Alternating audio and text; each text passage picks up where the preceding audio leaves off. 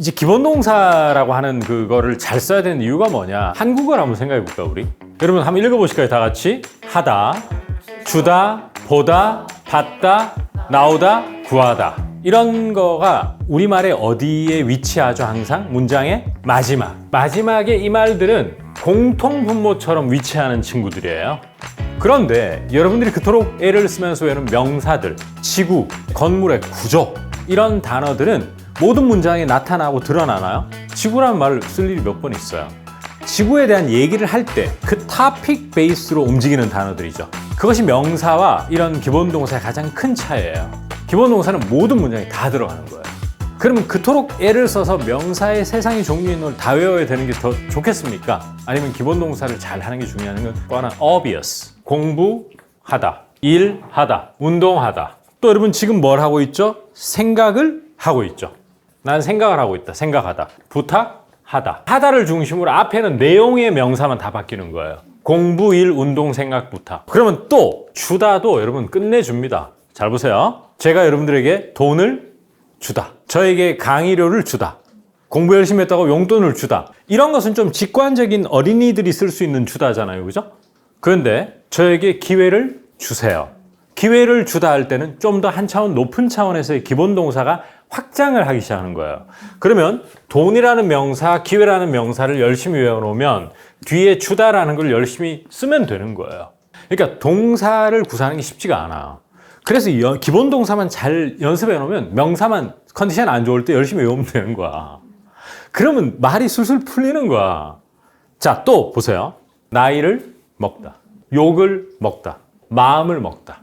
자, 그럼 여기서 이제 중요한 게 마음을 먹다라는 기본 동사가 왜 중요하냐? 결심을 굳히다라고 할 때 이 굳히다 있죠. 얘는 기본 동사가 아니에요.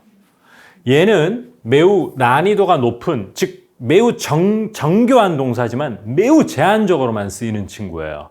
그런 것까지는 한국말을 굉장히 수준급으로 하는 그런 외국인이라야 덤빌 수 있는 거예요. 그럼 일상한다 어떻게 하죠? 마음을 먹다로 소통을 해야 되는 것이죠. 이것도 안 되는 사람이 갑자기 너 결심은 굳힌 거야? 이렇게 얘기하면 안 되죠. 그리고 이제 말이라는 게 이런 게 있어요. 욕을 한 바가지로 먹었다 할 때 그 한 바가지로라는 부사는 말의 유희를 즐기는 영역이에요. 즉 네이티브 스피커로서 굉장히 말을 잘할 때, 그러니까 우리가 함부로 욕심을 낼 필요가 없는 거예요. 따라서 미드에서 어떤 슬랭이라든지 기교를 부리는 말을 떡 외워가지고 오늘의 표현 돼가지고 한 바가지로 이렇게 하면 원어민 깜짝 놀라요. 그 다음부터는 원어민의 말의 속도가 미친 듯이 빨라지면서 자기들 친구하고 얘기하는처럼 영어를 해버리기 때문에 여러분이 청취가 안 되게 돼 있어요. 그러면 한 바가지로만 가지고 여러분들의 영어 실력을 뽐냈다가 그 다음부터 모든 게 엉망이 되고 친구도 끊기게 되죠. 그런 겁니다. 따라서 기본 동사 연습을 많이 해놓으면 명사나 형용사만 좀 외워놓으면 말이 술술 풀리기 시작하는 그 경험을 꼭 하셔야 되는 거죠. 제가 그게 안 돼가지고 국내파 통역사로 아주 어려움을 많이 겪었어요. 그냥 they did research 이렇게 얘기를 하는데 교포들은 저는 굳이 carry out, conduct 이게 멋있는 줄 알고 그걸 쓰고 있으니까 원어민이 자꾸 저에게 이상한 suspicious look을 의구심에 저 사람 translator 맞아? 이렇게 보는 거죠. Your English doesn't sound natural 이렇게 되는 거죠. 원어민들에게 여러분 저 한국말을 만약에 여러분이 가르치는 강사라고 생각한다면 이런 기본 동사를 가르칠 수밖에 없겠죠. 그죠? 바로 그겁니다. 그래서 너무 공부의 효용성이라든지 효율성 이게 너무 높은 공부예요. 진짜 최고거든요. 이제 그러면 기본동사 중에 어떤 걸 원어민들이 정말 많이 쓸까요? 김주호 기본동사에는 뭐가 1번입니까? have죠. 그 다음은 뭐죠?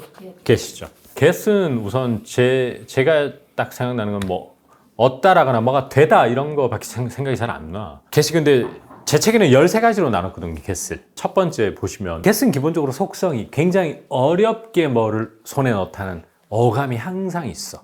항상. Where did you get this leather jacket? 하면 야, 이 가죽 잠바 이거 되게 구하기 힘든데 어디서 구했니? 손에 넣다, 확보하다. 이럴 때 이제 직관적으로 좀 쓸 수 있고 우리도 연습하면 그건 많이 잘 쓸 수 있어. 이 쉽지 않은 것을 하는 느낌은 다 get을 써요, 걔들이. 따라서 I couldn't get a reservation 이란 말이 자연스럽게 나올 수밖에 없는 거예요. 하지만 왜 그러면 우리는 이게 익숙하지 않느냐? 노출이 덜 돼서 그래요. Make a reservation은 옛날부터 한 100번은 들어본 것 같아요. 토익 공부할 때도 봤고 회화책에서도 봤고 근데 get a reservation 좀 뜬금없고 생소하니까 처음부터 어려워요 라고 말이 나올 수밖에 없겠죠. 근데요 영어가 어떤 게 있는 줄 아세요? 자꾸 보다 보면은 문법 용어를 몰라도 그 문형이 쏙쏙 들어올 때가 있어. 그래가지고 결국 예문을 자꾸 노출되면요, 심리적 부담이, 저항선이 줄어들어요. 또 하나가 get a refund 같은 거 우리 좀 알거든요. Can I get a refund? 에서 환불 받을 수 있나요? 이런 말 하죠. 이런 get 다음에 이런 명사들이 나오는 것들이 이제 그런 속성인데 get에 매우 중요한 용법이야. 어마어마하게 써제껴요, 애들이 일상에서. 그냥 밥만 먹으면 이런 get을 써. 그러니까 우리가 좀 쉽지 않은 것 같아요. 그죠? 그 다음에는 여러분 get 동사는 뭘 마시건 또 먹건 좀 사람하고 이 먹는 행위에 포커스가 맞춰져 있다기보다는 사람하고 이렇게 뭘 마시고 하면서 어울리는 이런 데 포커스가 있는 경우도 많아요. 그 대표적인 게 이제 옛날에 연락을 자주 하던 원어민하고 이제 카톡이라든지 이메일 같은 거 하면은 maybe we could get a drink라든지 뭐 get dinner sometime next month 이런 카톡 메시지를 해요. 그럼 다음 달에 언제 되면 저녁이나 함께 했으면 참 좋을 텐데 이런 말인데 그럴 때는 have나 eat보다는 get을 훨씬 많이 쓰더라고요. 그거는 get이 음식을 섭취하지만은 우리 밀린 얘기도 좀 하고 캐치업하자 이런 얘기가 다 깔려 있어요. 그러면 get 다음에 음식이나 음료가 있으면 다 그러면 소셜라이징만 나타내. 그건 아니거든. 밖에 나가서 햄버거 사다가 먹자 이럴 때 그럼 소셜라이징은 아니죠. 어울려서 막 친해지자는 말이 아닐 때도 써요. 그러니까 요 말은 제가 안 해놓으니까 소셜라이징 그거에만 쓴다고 그러더니 이렇게 이제 말이 나올 수밖에 없는 것인데 풀 수업을 들으셔야 돼.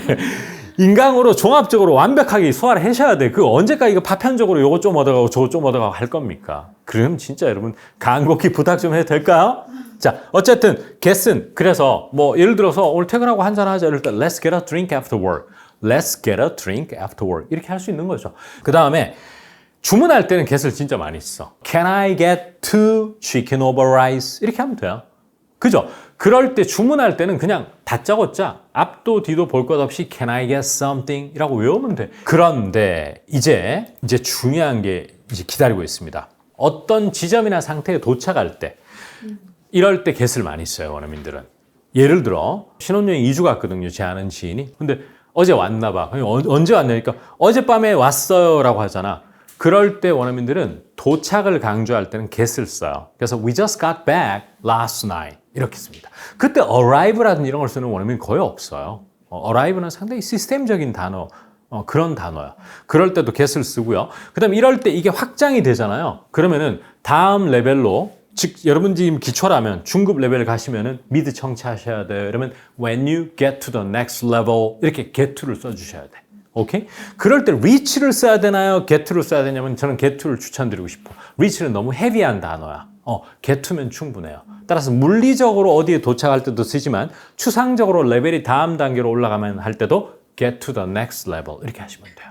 get은 뭐 다 일일이 열거할 수 없지만 becom의 뜻으로도 회화에서 많이 쓰거든. 그래서 뭐 사당 쪽은 여기 술집이 많아가지고 밤 되면 좀 시끄러워요. 이러면 우리는 사당 is noisy라고 그러거든. 근데 상태의 변화를 나타내는 it gets really noisy, gets 이렇게 쓰고요.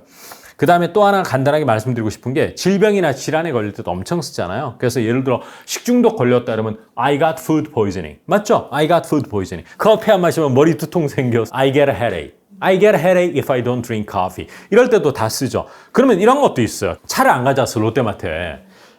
근데 어떤 여성분이 근데 엄청 많이 샀어. 장을 많이 봤어. 이거 집까지 이거 가져가야 된다면 가져가야 된다. 어떻게 할까? 잘 보세요. I need to get these. 장 본 거는 groceries 이렇게요. home. 이해가 안 돼. 이 장 본 거 집까지 get 해야 돼요. 이런 거. 근데 일상에서 이 get을 원어민이 남발해 버리거든. 어마어마하게 써. 여러분, take라든지 carry 이런 것은 이 동사에 포커스가 있어요. 들고 가야 된다. 가지고 가야 된다. 근데 이거는 여기에 포커스가 있어. 도착 지점에. get은 항상 도착에 포커스가 있어. 이거 집까지 가져가야 된다고요. 여기에 말을 하면 강세가 홈에 간다니까. 그래서 이게 move라는 뜻인데 get을 쓰는 거야, 걔들이. 아직 이해 잘 안 되죠? 저 이거 이해하는데 10년 넘게 걸렸어요. 앞으로도 여러분 자꾸 이런 기본 동사를 다채로운 예문으로 여러분들을 찾아갈 예정입니다. 이런 영상과 강의와 이런 것으로 계속 제가 여러분들에게 공유해 줄 겁니다. 예문을 많이 보는 게 되게 중요해요. 오케이? 네. 파이팅 하시죠. 감사합니다. Catch you later.